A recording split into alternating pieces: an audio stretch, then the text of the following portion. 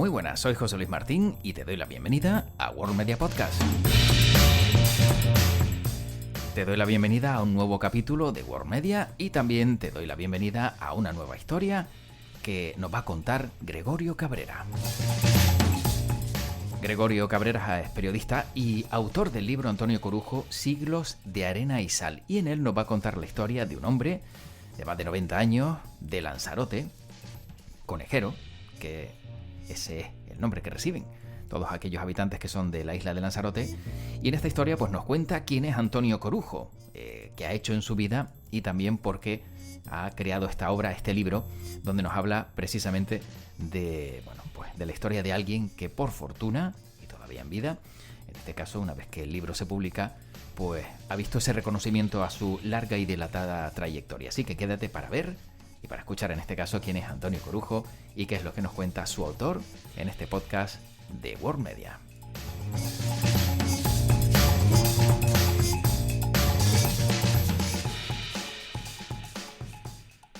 Gregorio Cabrera, él es autor del libro Antonio Corujo, Siglos de arena y sal. Gregorio, ¿qué tal? ¿Cómo estás? Encantado de saludarte y a tu audiencia. Igualmente, y de poder hablar contigo, no solo de literatura, sino entiendo también un poco de la vida, ¿no? Que hay veces que hay conversaciones que fluyen y nacen solas. Y bueno, antes de empezar a hablar del libro, desde tu punto de vista, cuando sacas un libro, entiendo que es importante para ti y que encima que habla también, ¿no?, de nuestra tierra y habla de Canarias. Bueno, por cuestión de haber cerrado un ciclo, porque ha sido un proceso maravilloso, pero largo al mismo tiempo y duro, porque yo la verdad es que yo empecé en el mundo del periodismo escrito, porque yo soy una persona tímida, entonces yo comprendí rápidamente que yo necesitaba expresarme a través de la escritura. Pero al mismo tiempo, para mí escribir no es fácil, porque digamos que cada párrafo es como llegar a una isla y una vez que abandonas esa isla y ya la conoces, tienes que llegar al siguiente párrafo y terminar el capítulo. Y encima este es el segundo libro que he escrito, 2 biografías por encargo de la Fundación César Manrique. Y yo básicamente he trabajado en prensa escrita. Y claro, no es lo mismo hacer un reportaje, una entrevista, un artículo corto, de opinión o lo que sea, que un libro. Realmente te exige mucho, te exige mucha continuidad. Y te exige también dejar de lado muchas cosas, porque realmente, al menos en mi caso, entiendo que ahora hay gente que tiene otra facilidad, pero en mi caso necesito sentarme durante unos meses al menos para llegar a buen puerto, como espero que haya sido el caso. Seguro que sí, porque además, como dices, claro, te tienes que abstraer por completo, porque cuando, entiendo, escribes una novela, a lo mejor pues puede haber un poquito más de, no sé, de descontrol, entre comillas, porque una novela pues no deja de ser ficción, pero cuando hablas de una biografía no puedes cometer un error porque estás hablando de la vida de alguien y le estás cambiando su vida. Totalmente cierto, porque además hay un componente de responsabilidad, que ahí, aunque el libro, para quien lo lea, yo siempre escribo de una manera un tanto novelada. O sea, el libro nació, estudió, hizo hay vueltas e idas en el tiempo, lo cual lo hace un poco más complejo a la hora de escribir, pero yo creo que lo hace más ameno a la hora de leerlo.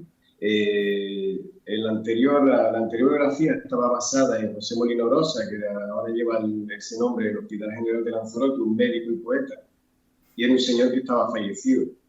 Este proceso fue con un señor que está felizmente vivo, Antonio Corujo Tejera, y eso te confiere el placer de poder hablar con él durante muchísimas horas, pero al mismo tiempo tiene esa responsabilidad de hacer un libro de una persona que está en vida y que lo va a leer y que va a opinar. Pero bueno, tanto la familia como la editora, la Fundación San Enrique han quedado contentos y por lo tanto estoy un poco más tranquilo ahora. Claro, como dices tú, tiene la parte buena y la parte mala, ¿no? La parte buena es que cualquier dato sobre el que tengas dudas te lo puede corroborar y te puede decir, oye, pues mira, es verdad, esto pasó así o fue así, pero por otro lado, como no le guste, oye, que has escrito aquí que es mi vida, ¿no? Y no ha sido el caso, entiendo, ¿no? No, y aparte hay una cosa, que la memoria también, la memoria de todos nosotros y nosotras es tramposa, ¿no? Y él en su caso tiene una memoria prodigiosa. Pero claro, cuando hablas de acontecimientos que a lo mejor han tenido lugar 70, 80 años, aunque él te lo narre de primera persona, hay determinados acontecimientos históricos de contexto que deben ir incluso más allá de la fuente primaria original, que en este caso el biografiado, ¿no? Claro. Entonces, hay una labor de contraste que tiene que pasar por encima de todo eso. Pero en este caso, tener 150 o 200 horas de grabación como tenía con el protagonista, eso hacía que era muy difícil no hacer algo mínimamente digerible. Porque esto no sé, es como si te dan un buen cherne, pues es muy difícil hacer un mal sancocho, ¿no? Lo puedes estropear mucho realmente, sí. Pero la materia prima era tan buena que mi obsesión era simplemente ponerle el punto de sal a cada cosa. Claro, y el puntito justo de sal es la parte que deja que el sancocho, y en este caso el libro, sea maravilloso, ¿no? Pero para ponernos un poquito en situación, Gregorio, ¿quién es Antonio Corujo? Buena pregunta. Se supone que yo debería saber responderlo, ¿no? Hombre, yo creo que sí. Bueno, Antonio Corujo es, digamos que después de 2 o 3 años de trabajo alrededor de este libro, Antonio Corujo, digamos que es un artista en el amplio sentido de la palabra, aunque no tenga formación musical. Él es heredero de una tradición musical que empezó en un personaje. En el caso de los Corujos siempre la mítica y la realidad siempre van de la mano. Un personaje que era su abuelo, que se llamaba Juan el Ariano, que era un pastor que tenía una ovejada y que iba de pueblo en pueblo, y donde quiera que él llegaba estaba la fiesta y el escenario, ¿no? Que él interpretaba. Y según muchas fuentes, no cantaba ni siquiera demasiado bien, pero él acababa siempre llorando y los que le escuchaban acababan siempre emocionados. Tenían esa capacidad de emocionar. Y junto a él estaba su mujer, la abuela de Antonio, Margarita, que era una persona que tuvo acceso a cierta instrucción. Entonces ella fue la que se encargó de recopilar en textos pues, ranchos de Pascua, versos, coplas, que luego ensayaba junto con su marido mientras calentaba el millo en la olla de millo al ritmo del palo metálico. Y entonces, y esa mezcla de arte y vida y de trabajo siempre está presente en los Corujos. Y eso lo heredó y lo hizo suyo Antonio Corujo. Antonio Corujo empezó a servir vasitos de vino y a afeitar barbas en la barbería y cantina de su padre, en San Bartolomé de Lanzarote, la antigua Hey. Y su padre le daba una orden: tú ver, oír y callar. Y en ese ver y oír y callar, el pequeño Antonillo, como le llamaban, iba captando pues todas esas gentes que llegaban allí a echarse un vino, que echaban sus coplas, y él lo iba absorbiendo todo. Hasta que un buen día, con 7 o 8 años, se lanzó a cantar una seguidilla y los dejó a todos totalmente asombrados por la capacidad de emocionar que había viajado en el tiempo desde su abuelo y que él además ha logrado transmitir a toda su familia, ¿no?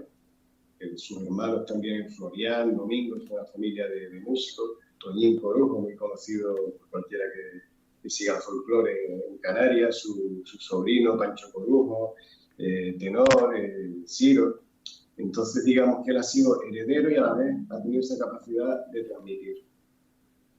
Qué resumen más bonito, porque has hablado de su infancia, ¿no? De cómo eran las cosas antes, ¿no? También fíjate, de pequeñito ya, pues trabajando, ¿no? Que eso era una tradición familiar, ¿no? O sea, tú mientras vas estudiando un poco, si puedes, a trabajar aquí, el consejo fundamental de oír, ver y callar. Pero sobre todo me llama muchísimo la atención, Gregorio, el hecho de que no fuera una persona que cantara bien, pero que conseguía emocionar. Y eso muchas veces para algunos no se entiende, ¿no? Que o te dedicas a esto y lo haces bien o no vale. Pero en este caso, ni aún cantando bien, que logres emocionar, eso no lo consigue todo el mundo.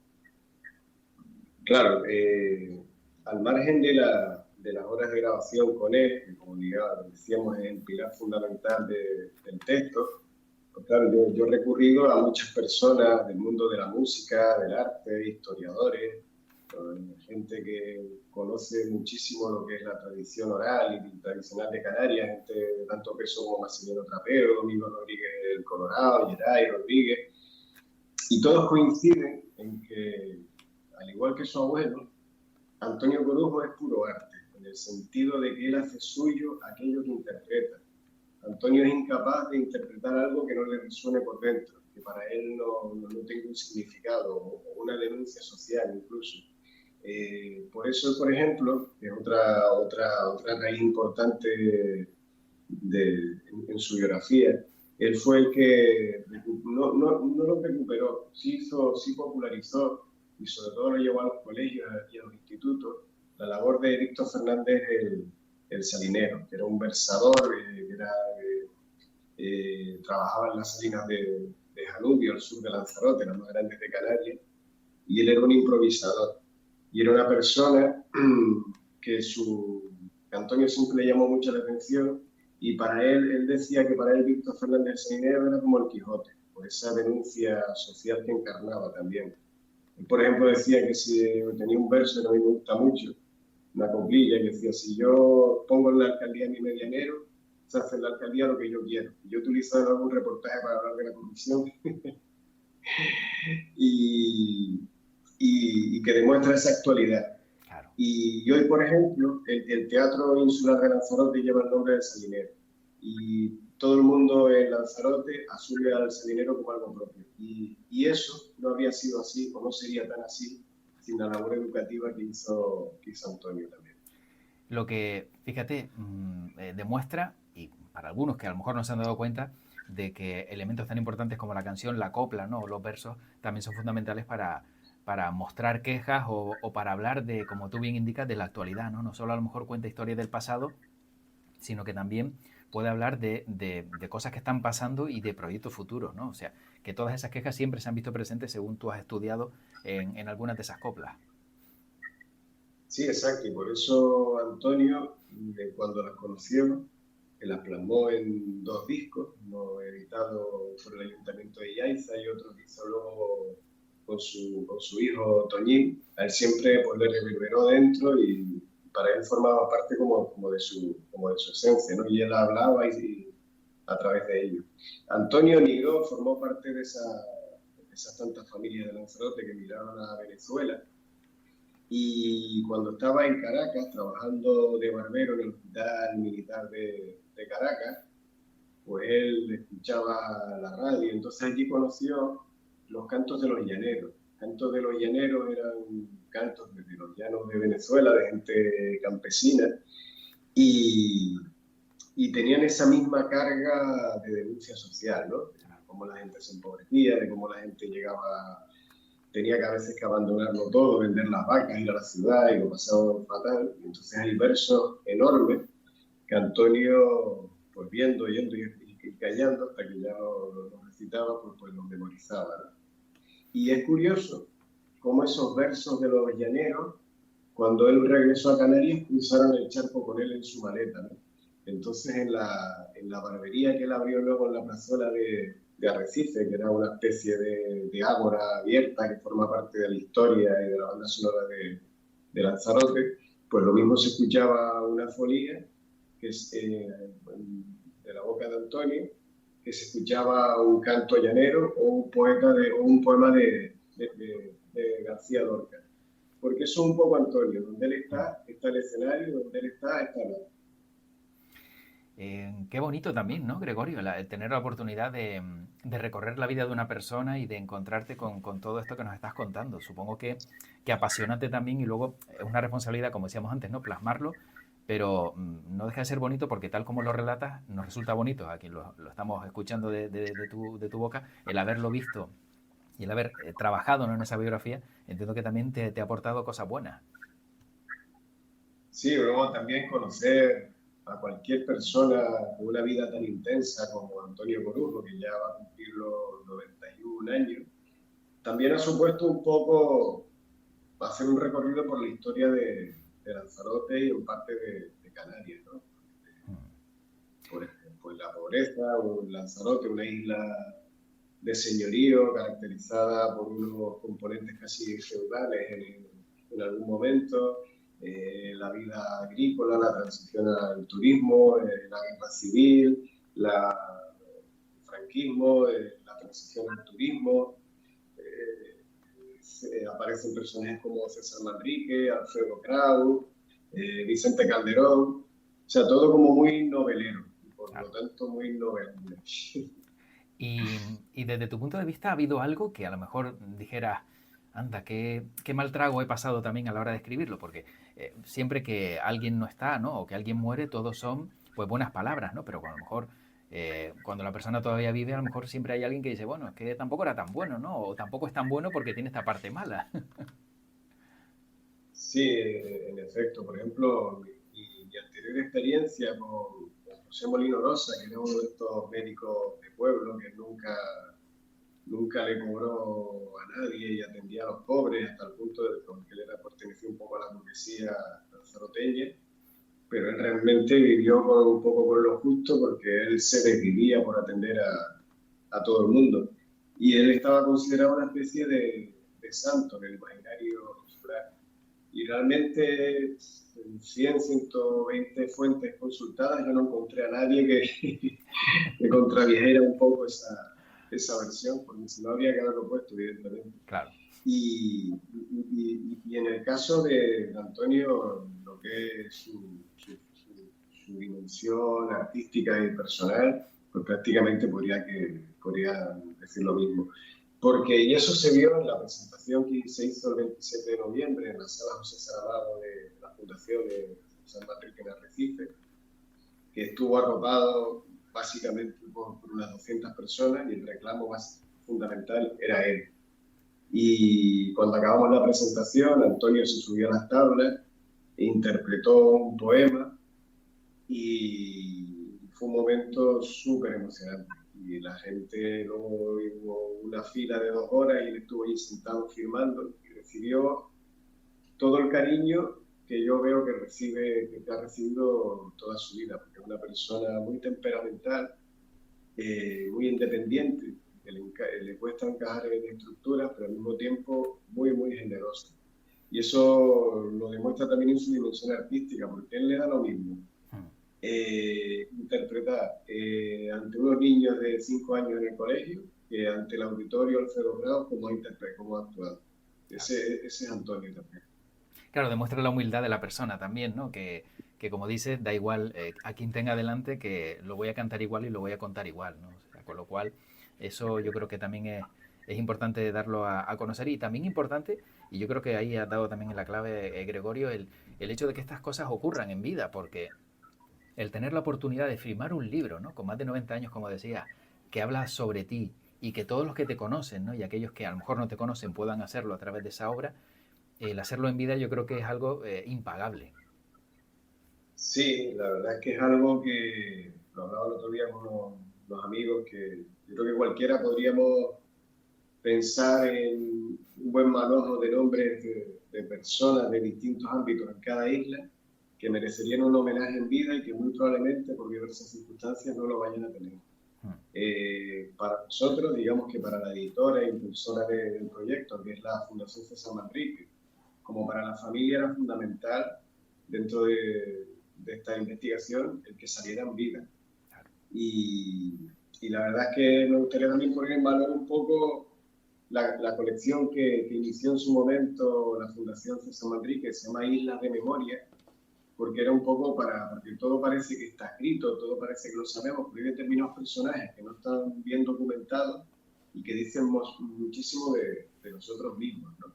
Y yo creo que estas islas de memoria podrían replicarse en cualquier parte del territorio insular. Yo para mí, lo mejor de este proceso ha sido el ver disfrutar a Antonio en la presentación. Sin duda. Y que haya tenido su homenaje en vida como se merecía. Y desde tu punto de vista, ¿conocemos poco de los artistas o figuras insignes como Antonio Corujo que hay en Canarias? Seguro que sí, porque es seguro que yo habría quien me pudiera hablar de un montón de nombres que yo no tendría ni idea. Yo tampoco soy un especialista en cultura tradicional ni nada de eso. Pero bueno, al igual que tú, pues llevo un montón de años dedicado al mundo del periodismo y ahí tienes como una visión panorámica un poco, ¿no? Estás obligado a tenerla, ¿no? Y aún así estoy seguro que nosotros nos podrían decir muchos nombres que diríamos, pues ni idea. Claro. Y eso es apasionante y a la misma vez un poco triste, ¿no?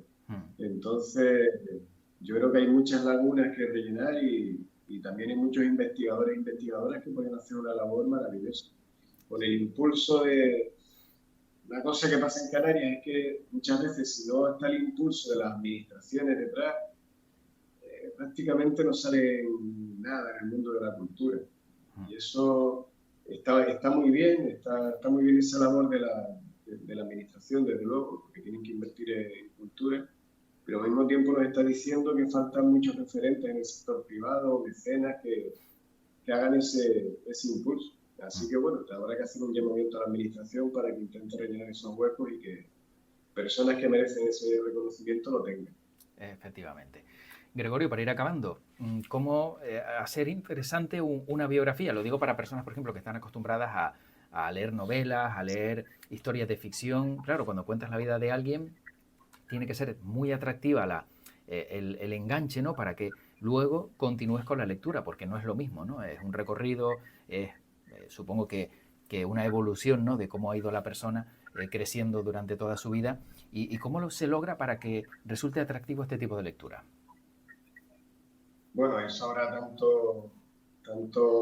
tantas recetas como libros y autores y autoras, ¿no? En mi caso, yo la verdad es que no soy muy lineal escribiendo, lo cual es un poco contradictorio a la hora de afrontar una biografía, pero al igual que cualquiera que haya leído cualquier cosa en su vida, sabemos que las primeras páginas son fundamentales para no abandonarlo, ¿no? Y cada inicio de capítulo, y prácticamente, como decía antes, cada párrafo. Entonces yo pensaba, digo, si yo me aburro escribiéndolo, yo no me imagino cómo se va a aburrir quien coja este libro entre las manos, que le van a dar ganas de tirarlo a la cabeza. Entonces para mí, a la hora de afrontar hasta el más mínimo reportaje, siempre busco como alguna anécdota o un episodio que aparentemente quizá no diga mucho o tenga un carácter anecdótico, pero para mí, por determinadas cuestiones, condensa lo que es la esencia del personaje. Entonces, digamos que este libro, esta biografía, digamos que es una sucesión de episodios que narran determinados acontecimientos, pero que esos acontecimientos son, digamos que, definitorios de lo que es la personalidad y la historia en este caso, de Antonio Corujo Tejera. Eso es como fogonazos un poco emocionales que definen al personaje. Eso es lo que busco yo siempre. Bien. Sí, porque es una buena fórmula también, como dices, para atraer, ¿no? Al lector y que se quede, ¿no? También, sobre todo a través de anécdotas, que siempre gusta mucho pues esas experiencias y todos esos contenidos que se han vivido. Gregorio, ¿dónde se puede encontrar el libro? Que esa es otra también de las preguntas yo creo que fundamentales. Sí, el libro, bueno, se encuentra en las tiendas que tiene Lanzarote de la Fundación César Manrique y en la librería Arrecife, en la librería El Puente de Lanzarote y en distintas librerías por toda Canarias. De todas formas, simplemente entrando en la web de la Fundación César Manrique se puede adquirir online en distintas plataformas. Sí, que es a lo mejor la forma más sencilla también ahí en Fundación César Manrique, entrar, adquirir el libro de Antonio Corujo, Siglos de Arena y Sal, y ya lo puedes tener también en tu haber. Y el título, el nombre se entiende, pero Siglos de Arena y Sal, ya para acabar, ¿cómo lo explicas? Siglos de Arena, la arena no tiene que ver con la calima, aunque podría ser, ahora que estamos inmerso en ella. Bueno, siempre me gusta ponerle como una especie de epígrafe que un poco, como decíamos, que condense un poco la idea, ¿no? Arena es porque Antonio los Corujos desarrollaron su vida y su actividad en el Jable. El Jable, toda esta zona arenosa central de Lanzarote, que embarca por el noroeste, como dicen los viejos, y desembarca por el este, y que atraviesa toda la isla, y donde se plantan las batatas, las sandías, los melones. Y es un territorio para mí muy peculiar, porque no deja de ser un territorio dunar que se mueve, que cambia, que nada es igual exactamente un día que otro. Entonces eso me permitía ahí unos juegos literarios bastante curiosos, aparte de ser el territorio donde ellos han desarrollado su vida. Y la sal es un poco la referencia a la importancia que tuvo Antonio en la difusión de de las coplas de Víctor Fernández el Salinero, que nació en el pueblo de Las Breñas, en Lanzarote, que es mi pueblo, porque yo vivo en Las Palmas desde hace ya casi 15 años, pero soy conejero, aunque soy más bien isletero ahora, que es donde vivo, a la sombra de los volcanes, ¿sí? Creo que los conejeros siempre buscamos un volcán cerca. Ahí. Y está claro que, bueno, que como decías, pues bueno, siempre buscando también la forma, ¿no? También de dar a conocer no solo la historia a través de la biografía, sino también a través del título, como acabas de indicar. Gregorio, ha sido un placer charlar contigo, como autor del libro Antonio Corujo, Siglos de Arena y Sal, y estoy seguro de que aquellos que lo lean, pues lo van a disfrutar, porque cuando las cosas se hacen con pasión, con cariño y con devoción, yo creo que se transmite mucho más como hacía y como hace Antonio Corujo, ¿no? Que, como tú bien indicabas al comienzo, sin saber a lo mejor cantar, emociona, y eso es lo importante, poder llegar al corazón. Desde luego que sí. Pues muy agradecido, de verdad, y gracias por este tiempito para difundir cultura y sobre todo la figura de Antonio Corujo. Muchísimas gracias. Un fuerte abrazo, cuídate. Otro, igualmente. Pues como te decía al comienzo del programa, historias que la verdad son, creo y considero importantes conocer y dar a conocer, pero sobre todo también me quedo con una reflexión en esa conversación con Gregorio Cabrera, que estas historias, lo importante es que la persona a la que se le hace el reconocimiento las pueda vivir, las pueda disfrutar y en vida pues tengan esa posibilidad de ver toda la gente que ha pasado por su vida y que puede estar también en esa presentación o leyendo un libro que habla sobre su persona. Así que enhorabuena también a Gregorio Cabrera por este proyecto que hemos conocido hoy en World Media. Y me toca despedirme, me toca decirte adiós, pero invitarte como siempre a seguir escuchando diferentes capítulos de World Media Podcast en la red que prefieras. Ya sabes que estamos en casi todas y espero también dentro de poquito pues que sigas confiando en todo lo que te cuento y que nos encontremos muy pronto con más historias aquí. Soy José Luis Martín, esto se llama World Media Podcast y como siempre digo para acabar, cuídate mucho y que tu podcast te acompañe. Hasta pronto.